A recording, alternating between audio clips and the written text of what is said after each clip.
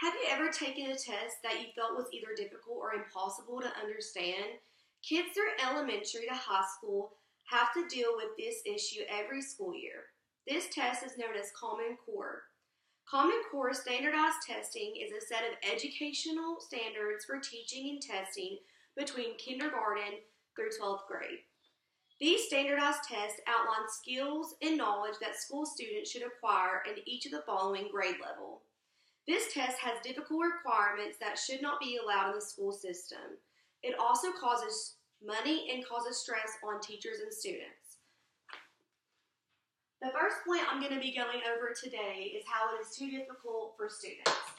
According to educationalviews.org, these tests have too many questions to answer in a short period of time.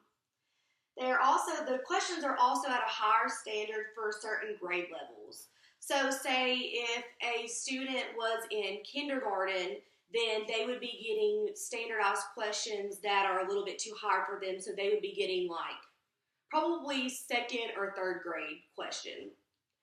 And then also the reading section is too high with little time for students according to thoughtco.com.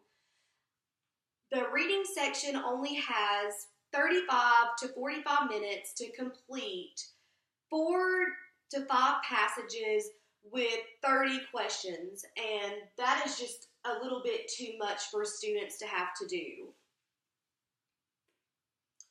The second point I'm going to be going over is Common Core and how it impacts local systems and budgets.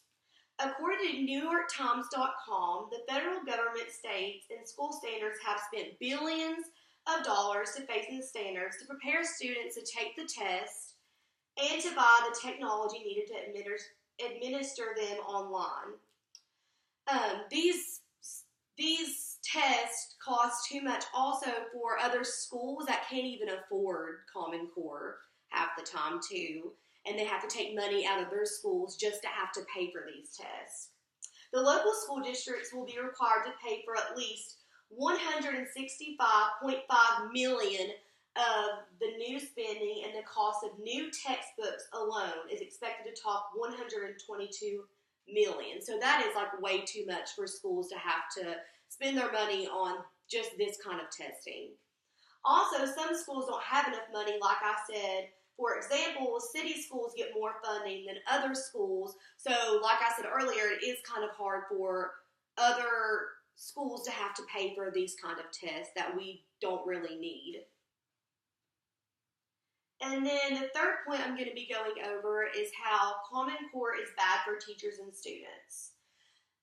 When Common Core is placed in school systems, it takes a lot of adjustments for students and teachers. Teachers have to teach a whole new different way of how they normally teach, and students have a whole new way of learning other things. And this also gets students frustrated because when they go home, they try to talk to their parents about or they have questions on their homework that have to do with Common Core testing questions, and their parents can't even help them with their tests in their questions because they haven't done it before. So it's definitely new, and it's hard for this to be an adjustment. Also, there's no teacher control over their classroom, according to eagleforum.org, which, like I said, the teachers have to teach something different. They can't teach the way that they want to teach. So that is an issue too. And according to freedomworks.org, Common Core standardized testing causes stress and anxiety.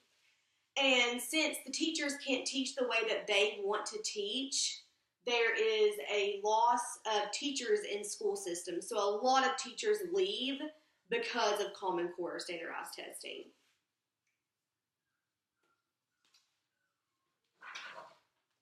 In conclusion, Common Core should not be used in school systems. There should be another solution on how to test students' ability and knowledge on what they have learned through their previous school year. This test is too difficult for students, costs too much money, and is bad for parents and students. I hope this PowerPoint in this speech has helped to persuade the thought on how this test should not be used for students in the school system.